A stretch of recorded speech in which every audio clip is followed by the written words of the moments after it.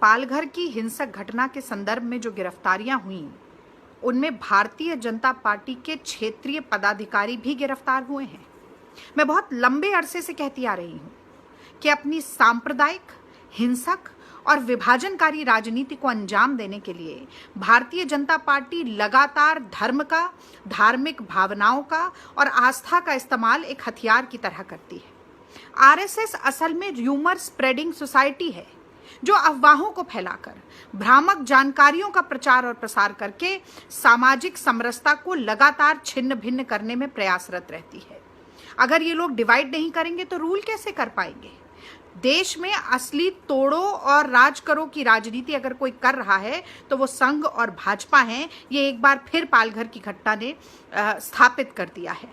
मैं ये भी कहना चाहूंगी कि इन लोगों ने बहुत ही तेजी से, समझदारी से अपने लोगों को, अपनी जैसी वैमनस्यकारी विचारधारा वाले लोगों को न्यूज मीडिया में भी प्लांट कर रखा है।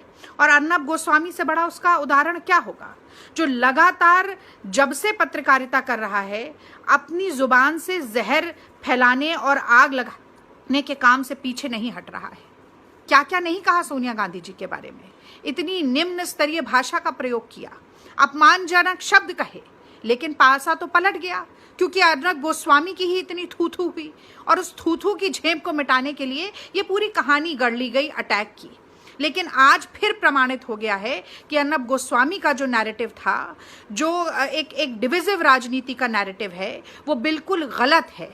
और इसीलिए मैं कहना चाहती हूँ कि मैं खुद एक पत्रकार की बेटी हूँ। मेरे पिताजी ने जीवन भर मुझे सिखाया कि एक पत्रकार की कलम केवल लिखने के लिए झुकती है, लेकिन अर्नब गोस्वामी जैसे पत्रकारों की न सिर्फ कलम बल्कि इनकी रीढ़ की हड्डी भी पूरी तरह से सत्ताधारियों के आगे झुक के नतमस्तक हो गई है। इन लोगों की बातों को आप बिना जांचे, बिना परखे कभी स्वीकार न करें। सच्चाई ये है कि साधुओं की हत्यारी भाजपा है।